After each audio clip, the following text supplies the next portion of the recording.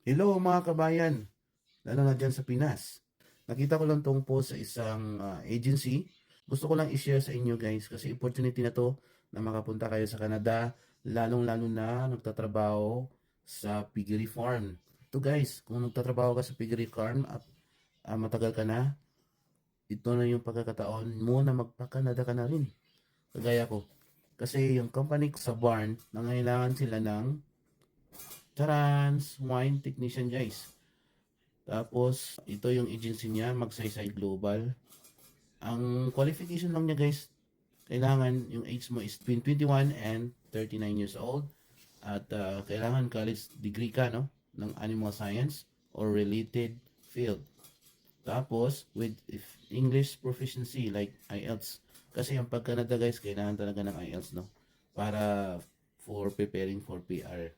So, gusto mo ng pa-Canada, kailangan mo talaga ng CELPIP. Tapos, kung ano ka naman guys, kung college graduate ka naman, so kailangan na may minimum ka na 2 years experience like sa barn or sa farm environment, no? Like piggery. Kung 2 years experience ka tapos college graduate ka na at ang yung kurso ay agriculture major in animal science, patok to sa iyo guys. Mag-apply ka na. Kung high school ka naman, kailangan mo ng minimum 3 years with experience. Kung katrabaho ka ngayon sa piggery guys, kahit hindi ka college graduate, at ang experience mo ay 3 years pataas, patok na patok ka guys dito.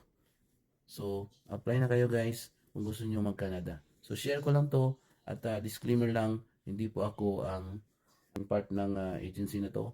I'm just sharing to you guys kasi malaking opportunity to na malay mo magkasama tayo sa trabaho. Pero iba to guys, yung trabaho kasi is butcher. So ibang planta kami. Ito naman, syempre doon ka ma-assign sa farm, sa barn.